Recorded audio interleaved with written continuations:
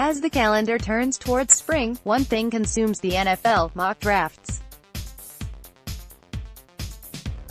Leading up to the NFL Draft on April 25, many will try to predict which players each of the 32 teams will select. Though no one will know for sure until the names are called, it's still interesting to see what potential directions teams might go in. Let's take a look at what some people believe the Redskins will do with their first-round pick.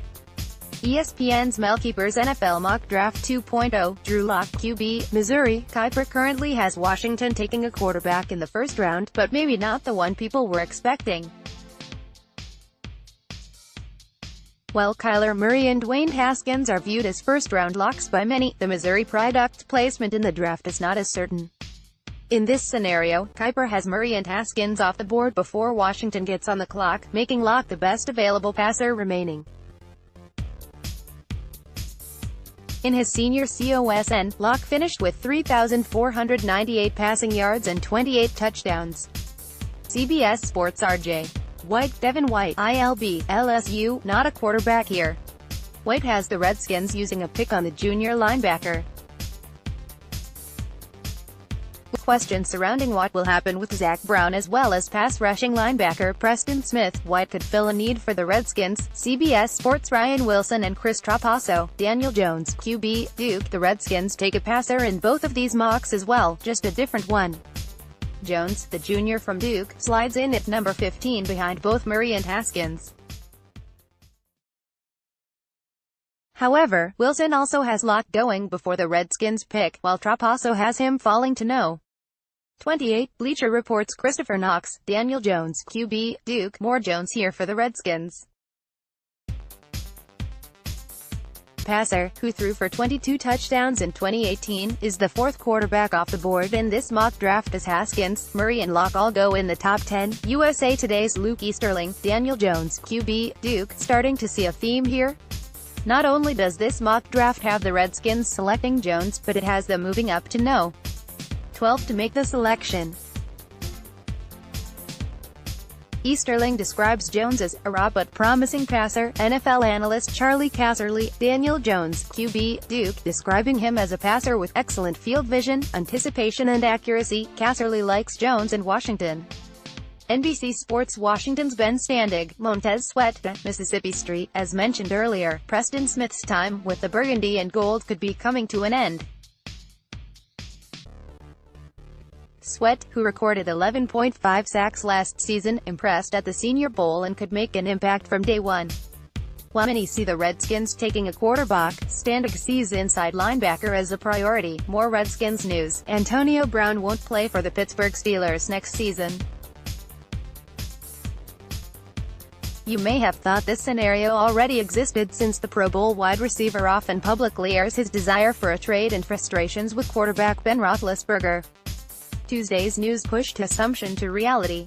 Brown met with Steelers owner Art Rooney Tuesday.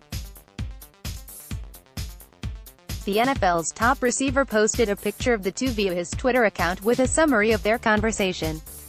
Had a great meeting with Mr.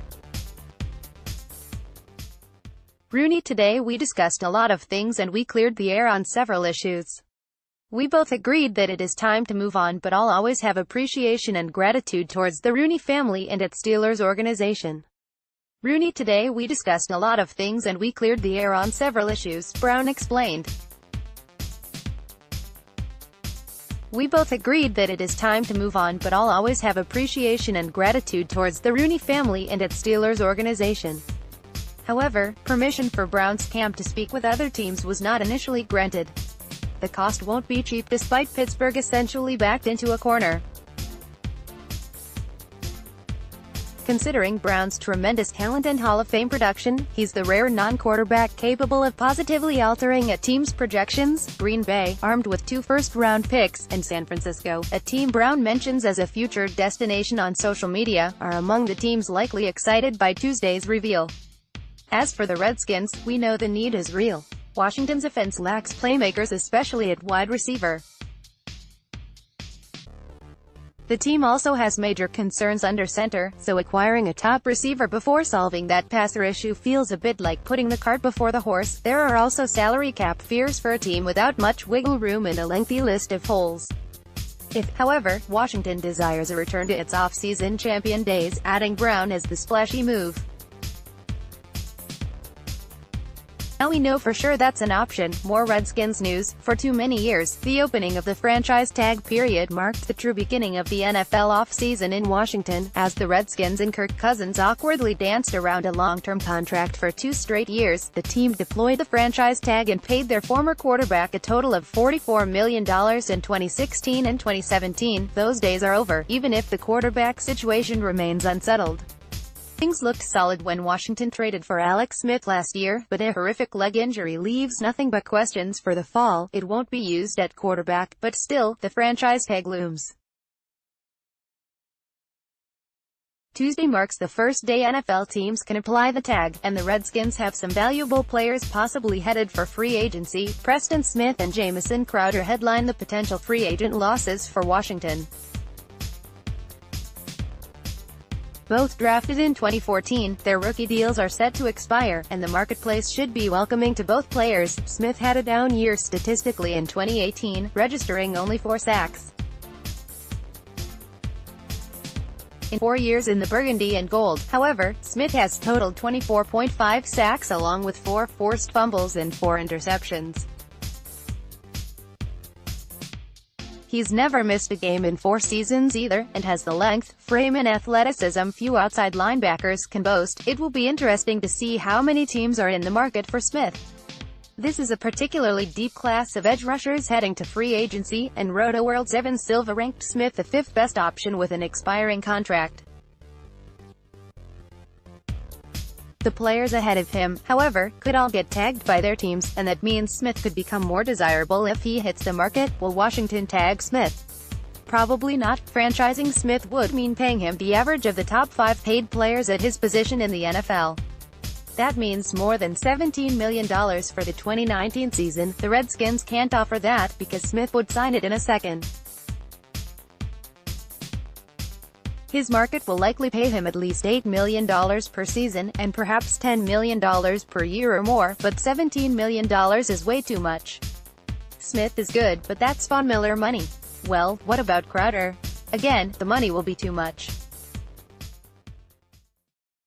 A wide receiver, the franchise tag for Crowder would be averaged out using the salaries of players like Odell Beckham and Antonio Brown.